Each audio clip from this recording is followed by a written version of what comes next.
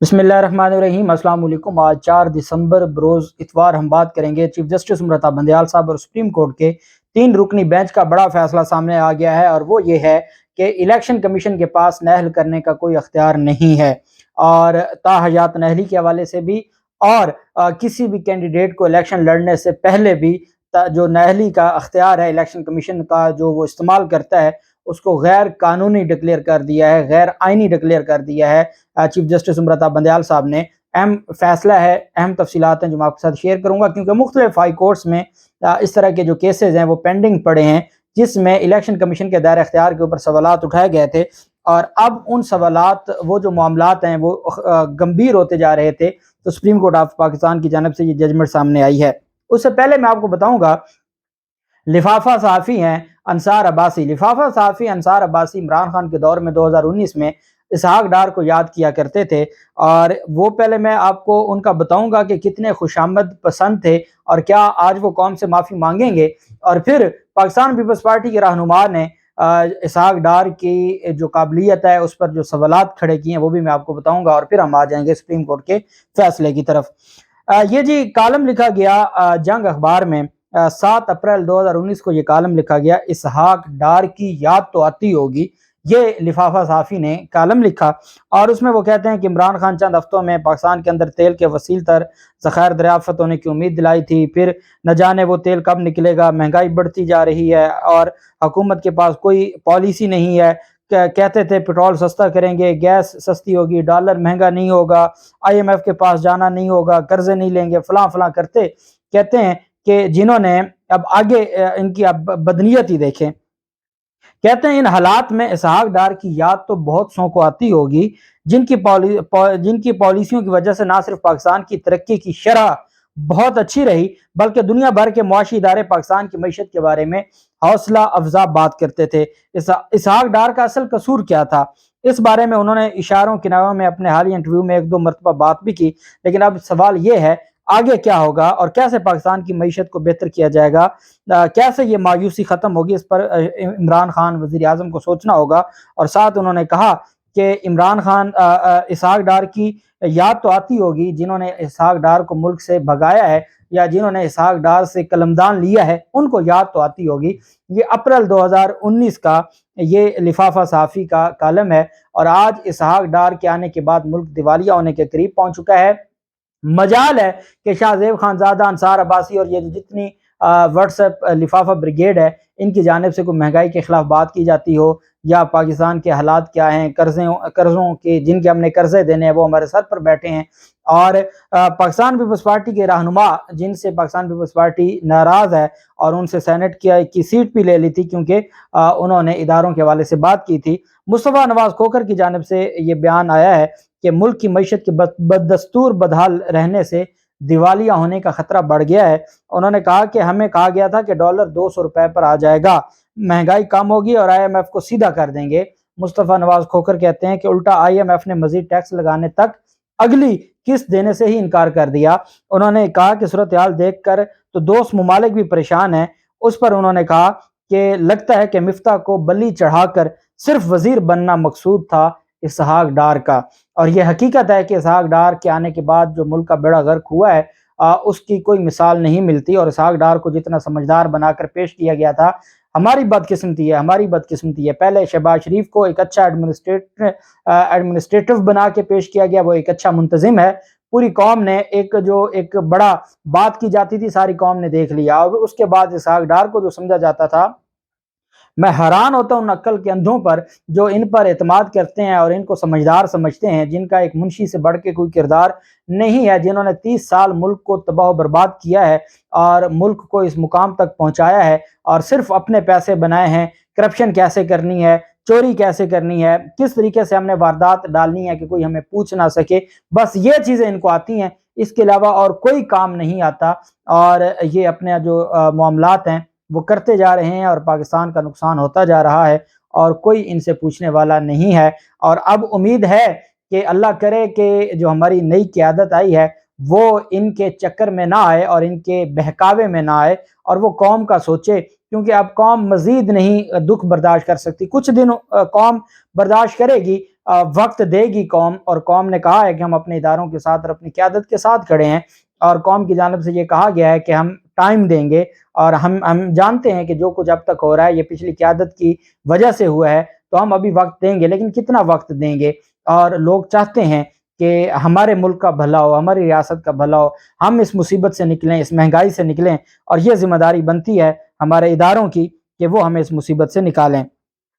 دوسری جانب یہ ریٹ پٹیشن تھی جی، سول پٹیشن نمبر جو دائر کی گئی تھی فیصل وافڈا کی جانب سے، اور یہ عمر عطا بندیال صاحب، جسٹس سید منصور علی شاہ صاحب اور جسٹس عائشہ ملک صاحبہ تھیں، اور فیصل وافڈا پٹیشنر تھے versus election commission of Pakistan. یہ پٹیشن فائل ہوئی تھی، اور یہ CPLA 75/2022 ہے، اور یہ دائر کی گئی تھی، اور اس میں یہ فیصلہ سامنے آیا ہے۔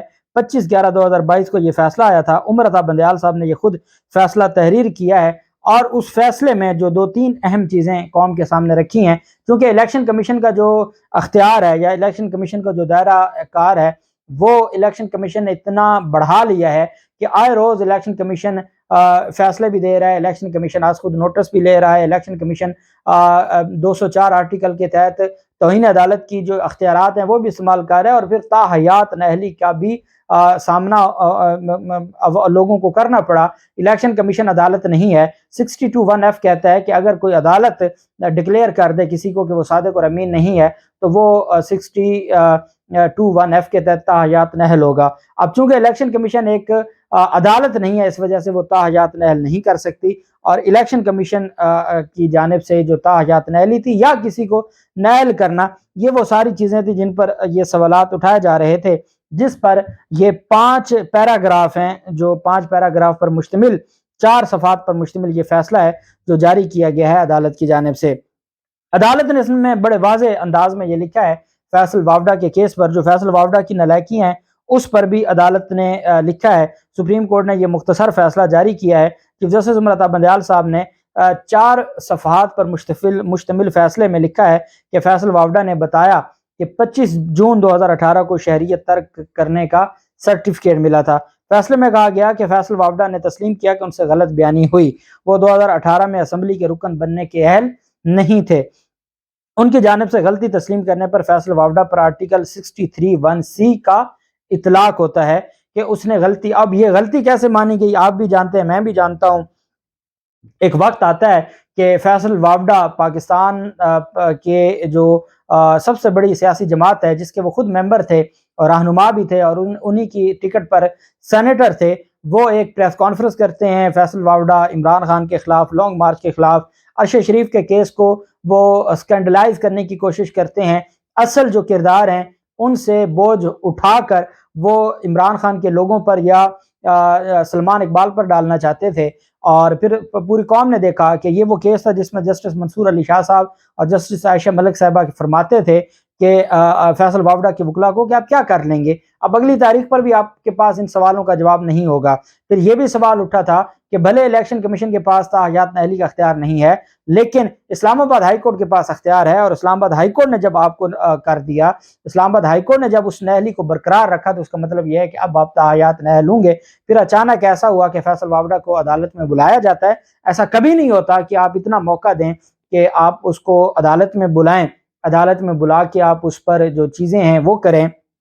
اس کو کہا گیا کہ آپ کے پاس 2 آپشنز ہیں، یا اپنی غلطی تسلیم کریں یا پھر تاحیات نااہلی بھگتیں۔ تو اس نے کہا جی میں کون سا کوئی صادق اور امین ہوں جو میں اپنی غلطی تسلیم کر لوں گا تو میری کوئی شان میں کمی آ جائے گی۔ اس نے اپنی غلطی تسلیم کی، تاحیات نااہلی سے کام نکال کے، کیس کو نکال کے 63(1)C میں اس کو شامل کر دیا گیا، اور 63(1)C میں جو ڈسکوالیفیکیشن ہے وہ صرف ہوتی ہے کب تک کے لیے؟ وہ ہوتی ہے اس عرصے کے لیے۔ وہ کون سا عرصہ ہے؟ وہ عرصہ ہے جب تک اسمبلی کی مدت رہتی ہے۔ اب اس پر جو آنریبل عدالت ہے ان کی جانب سے یہ کہا گیا کہ جو فیصل وافڈا ہیں انہوں نے غلط بیانی کی، وہ 2018 میں اسمبلی کے رکن بننے کے لیے اہل نہیں تھے، ان کی جانب سے غلطی تسلیم کرنے پر فیصل وافڈا پر آرٹیکل 63(1)C کا اطلاق ہوتا ہے۔ سپریم کورٹ کے فیصلے کے مطابق فیصل وافڈا موجودہ اسمبلی کی مدت تک نااہل تصور ہوں گے، اس کے بعد وہ آئندہ انتخابات لڑنے کے لیے اہل ہوں گے۔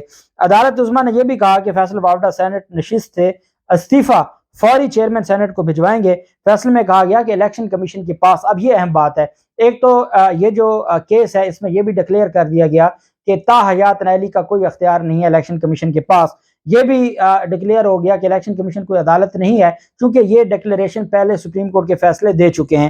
ساتھ اگلی جو اہم بات ہے وہ یہ کی کہ الیکشن کمیشن کے پاس امیدوار کو الیکشن سے قبل نہل کرنے کا اختیار ہی نہیں ہے۔ جب آپ نے کاغذات نامزدگی جمع کروا دیے ہیں اور ابھی الیکشن نہیں ہوا، الیکشن سے پہلے نہلی کا اختیار الیکشن کمیشن کے پاس ہے ہی نہیں۔ جب الیکشن ہو جاتے ہیں اور اس کے بعد کو کاغذات نامزدگی میں کوئی چیز سامنے آتی ہے تو وہ میکسیمم 63(1)(c) میں 5 سال کے لیے جو اسمبلی کی مدت ہے اس تک تو وہ نہل کر سکتا ہے، اس سے زائد نہل نہیں کر سکتا۔ اور یہی بات عدالت نے کہی ہے کہ وہ تو تا حیات نہلی ہے نہیں، 5 سال نہلی سے مراد اسمبلی کی مدت تک وہ کر سکتا ہے، اور وہ بھی الیکشن سے پہلے نہیں کسی کو نہل کر سکتا۔ الیکشن سے پہلے کسی کو نہل کرنے کے حوالے سے مکمل طور پر الیکشن کمیشن کے اختیارات کو ختم کر دیا ہے کہ الیکشن کمیشن کے پاس امیدوار کو الیکشن سے قبل نہل کرنے کا اختیار نہیں ہے۔